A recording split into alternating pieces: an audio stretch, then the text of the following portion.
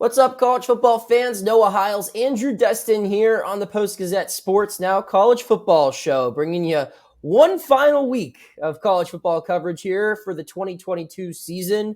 It is our bowl game preview show. The Panthers will play Friday afternoon against number 18 UCLA in the Tony the Tiger Sun Bowl. And on Monday, Penn State takes on Pac-12 champion Utah and the granddaddy of them all. I just did a mixture there of Gus and Musburger there. But nonetheless, Penn State plays Utah in the Rose Bowl Monday evening. Andrew, we're here to break it all down. First things first, how has your holiday season gone? Been wonderful. Was able to get home there for a week. Got to spend some time with family, enjoy some local college basketball action. Got to check out USF Arizona State if you're into that sort of thing. Ooh, okay. Got to see Bobby Hurley get ejected. That was a fun time. But no, always good to get home, see the family, and kick up the heels for a little bit there. But how about yourself? Same, man. It was just nice to relax and kind of monitor things, but not be full go. And we're kind of back at it now. But hey, A couple days off were nice. So we're going to take a look now at these games. We'll start off with Pitt because they play first. Three keys to the Sun Bowl. The Panthers, obviously, big storyline here. They're taking on number 18 UCLA team, and they're going to be doing it without 8 to 9 starters. So the first key to the game for Pitt, I think, is limiting time of possession. You have 5 to 6 starters out on the defensive side of the ball. UCLA that's their best part of their team, is their offense. That trio of Dorian Thompson-Robinson, Zach, you're a West Coast guy. You got to help me out here. Is it Charbonnet? Charbonnet. Charbonnet. There you go. Zach Charbonnet and then Jake Bobo, the quarterback, running back, receiver trio. I mean, they're lethal. They're one of the best 1-2-3 punches in the country. So keep them off the field as much as possible. That can be done by doing something Pitt has done well all year long, and that's controlling time of possession, running the football, long drives, and killing that game clock. Second key, someone has to step up when you're missing this many starters, especially on the defensive side of the ball. You're going to need a big-time effort from someone who you weren't anticipating receiving it from. You look back at past bowl games. There have been times where young Panthers stepped up. I think back to, I believe it was the Little Caesars Bowl I think it was in 2014, where a guy named James Conner had a big performance on both sides of the football. He had a sack as a defensive end, and I think he ran for over 200 yards on offense as a running back. I'm not saying they need someone to, have an impact on both sides of the football in the Sun Bowl here this week, but just getting a big effort from someone who's next in line to be a starter in 2023 will go a long way for the Panthers in this game. And the third thing I have for a key is get creative. When you have this many people sitting out, when, it's a bowl game and it's not a playoff game and you don't know how serious both teams are really taking it, get creative. Do something different. Maybe go back to the Wildcat, which they ran earlier this year and they saw a little bit of success from. You have a guy in Jared Wayne, who was a quarterback in high school. He has a history. I think he's thrown 2 career passes in his collegiate career. One of them was this year, and it was a horrible interception. But maybe he gets redemption. Or there's something else that they might have planned that we have no idea about. But whatever it is, get creative with your personnel, with your scheme, whatever, and make things interesting. You're the underdog here. There are little to no expectations for Pitt, considering that they're playing a ranked opponent with almost half of its starting lineup out. Have fun. Go outside the box and try to steal a win and finish with 9 victories on the year. Those are my 3 keys. Andrew, what are your 3 keys for Penn State in the Rose Bowl? Well, the first one to me is, kind of in the same vein of what you're talking about there with Pitt, have a good time. For Utah, it's kind of on a different vein, but similar. Are they motivated to be there? And, I have the utmost respect for Kyle Whittingham as a coach. He's done a phenomenal job with that program of elevating them from one conference to another. You go way back to when they beat Alabama in the Sugar Bowl in the late 2000s. I mean, they have a pedigree of showing up in these types of games. The only reason I ask that question is because they were in this game last year, and something is happening right now with the Utah roster that hasn't been happening in the Cal Whittingham era, and that's opt-outs. And that's in the form of 2 of their best players on the team, and the tight end Dalton Kincaid and the cornerback Clark Phillips III. Those guys are not going to be playing. That's the best player on the defense for Utah, and arguably the best player on the offense. You could have that discussion with Cameron Rising, the quarterback. Those two guys are legitimate potential day one NFL draft guys. They're not going to be playing. Utah was in it last year, came up short against Ohio State. No disrespect to Penn State, but getting up to play Ohio State is a little bit different than getting up to play Penn State the year after in the Rose Bowl. There's the magnitude of this could be the last true Rose Bowl because it's the last real Big Ten versus Pac-12 matchup. But that's a question for me: is what kind of Utah team do we get? They've been competitive all year, but are they up for this game? That's my first question, and that's my first key to the game. The second one is, how does Penn State's secondary fare without Joey Porter Jr.? They showed in 2 games this year when he was out with an appendicitis that they're capable of answering the call, but that was against, some of your lesser teams of the Big Ten East. No disrespect again to a Rutgers, but I think, most people would agree that Rutgers' passing attack is a little bit different than Utah's. So I'm curious how that secondary looks. Kalen King is likely to be the lead guy in the secondary. We talked with him a little bit on the Rose Bowl Media Day, and he said he was excited for the challenge. This is something he's been looking forward to. And Jair Brown, the safety, he's going to need to be at his best as the last line of defense for the secondary and in his last game as a Penn State player now that he's out of eligibility. So I'm looking toward that secondary against Cam Rising. How do they show up? No Joey Porter Jr. You could say that's a wash because Phillips isn't playing for Utah, but I think most people would think that Utah has a better passing game than Penn State's does with Clifford. So I don't know if that one really is a wash. That's one that I think is pretty exciting. And the last one for me is special teams. I love going to special teams, and here I think is important because the weather for the Rose Bowl might not be as rosy and sunshiny as people always tend to think. Could be a game in the 50s with rain. Could be a little sloppy there in the field. That's how it was back in 2017 when Penn State was last there, and lots of players were slipping during it because that Rose Bowl turf is not exactly the best when it comes to drainage. Shocker to none that a California stadium might not be the best with all that, but not necessarily known for that. In special teams, Jake Pinniger was really shaky in his last game against Michigan State. Missed both his kicks. They were each from inside 39 yards. One was within 29 yards. So I'm curious how he'll fare. And we've talked about it before that Utah's special teams, not necessarily the best in the country when it comes to punting, arguably one of the worst in that regard. So those are my 3 keys looking ahead to this one. If I don't get my Rose Bowl sunset, I'm just going to mail it in for 2023. You can't start the year without a good Rose Bowl sunset. That's just how the world works. Andrew, we'll stick with you on Penn State. Who is one player on offense and one player on defense you think are key factors for the Nittany Lions in their matchup against Utah? Yeah, for me, I'll start on the offensive side. I go to the wide receiver, Mitchell Tinsley. Transfer from Western Kentucky. I think if you were to grade him on a scale of A to F of what his season was this year, I think a B would probably be accurate, maybe a B minus. He was good. He did what was asked of him, but didn't really take that next step. He wasn't the lead receiver. That guy was Parker Washington, and Parker Washington is not playing in this game.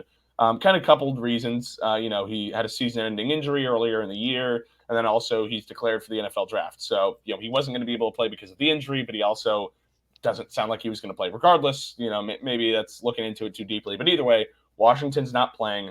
Tinsley had a solid year, not spectacular. This is a chance, his last audition before trying his hand at the NFL, to say, I can be a number 1 receiver in college, or, I'm capable of being a receiver at the NFL level. It's not going to be against Phillips III, but I'm curious what they see from him.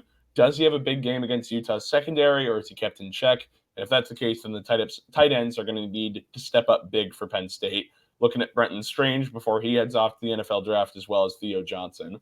On the defensive side, I'm sticking with a local kid from Penn Hills High, Daquan Hardy. You and I have talked about him this year. Kind of had a quieter season this year than he had last year, where he had a pick 6 against Michigan State, really excelled in that nickelback role. This year they were rotating that secondary a lot more than in prior seasons, and Daquan, his role was a little diminished.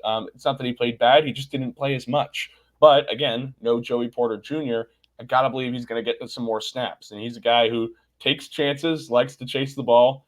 If he could make an impact play, that could be huge for Penn State's secondary. And Cameron Rising has been known to throw the ball over the middle of the field a lot, favoring his tight ends, whether that's Dalton Kincaid or other guys. Daquan Hardy's likely going to be in the middle of the field a lot. So look for him being a ball hawk across the middle. But how about yourself, Noah? What are you looking at as 2 guys who could be impact players? Well, on the offensive end, I mean, it's got to be whoever's starting at running back, and that's Rodney Hammond Jr., who will fill in for Izzy Abanikanda. This obviously, when you're losing an All-American like Abanikanda, who I think will have a good career at the next level in the NFL, you're losing a little bit of production, but I think Rodney Hammond Jr. is more than capable of carrying the load, and he showed that in Pitt's win over the only win Pitt had over a ranked opponent this year was at home against Syracuse in the beginning of November. And Rodney Hammond Jr. ran for a career high. I think it's 124 yards in that game. And those included tough yards late in the fourth quarter when they needed to kill some clock and really grind out that victory. He was also huge for them early in the season, in their season opener against West Virginia when Izzy didn't really have things going. Rodney ran for, I think, around 80 to 90 yards and had some big catches as well.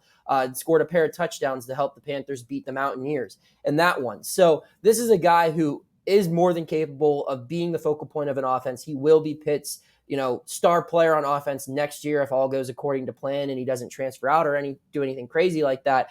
And I think he will be able to rush for 100 yards. And if Pitt wins, it's likely going to be because Rodney Hammond Jr. has a really big game against UCLA's defense.